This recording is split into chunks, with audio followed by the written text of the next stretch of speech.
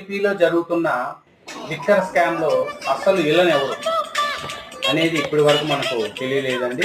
SIT దర్యాప్తు జరుగుతూనే ఉంది.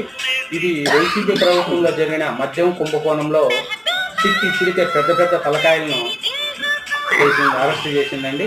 వాళ్ళల్లో ధనంజయ రెడ్డి, కృష్ణమోహన్ రెడ్డి, రాజకశరెడ్డి, బాలాజీ గోవిందప్ప, సజ్జల శ్రీధర్ రెడ్డి, చాణిక్య వీళ్ళందరినీ అరెస్ట్ చేసింది. విజయసాయి రెడ్డి, నితన్ రెడ్డిని విచారించి వాళ్ళు ఇంకా అరెస్ట్ చేయలేదు. ఈ మద్యం కుంభకోణం చూడండి, మొత్తము జగన్మోహన్ రెడ్డి గారి ఫ్యామిలీ వాళ్ళే, వాళ్ళ సన్నిహితులే. అవినాష్ రెడ్డి వాళ్ళ తండ్రి భాస్కర్ రెడ్డి ద్వారా ఈ మద్యం కుంభకోణంలో సంబంధం అనేది తెలుస్తుంది. వాళ్ళు కూడా బెదిరించారనే సంగతి వాళ్ళు కూడా బయటకు వస్తున్నాయి.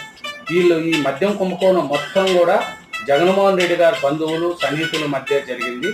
ఈ లిక్కర్ స్కామ్లో అసలు విలన్ ఎవరు అనేది సిట్ అధికారులు దర్యాప్తులో ముమ్మరం చేశారు. ఆ విలన్ అనేది ఎవరో తొందరలో కనిపెడతారనేది మనకు తెలుస్తుంది.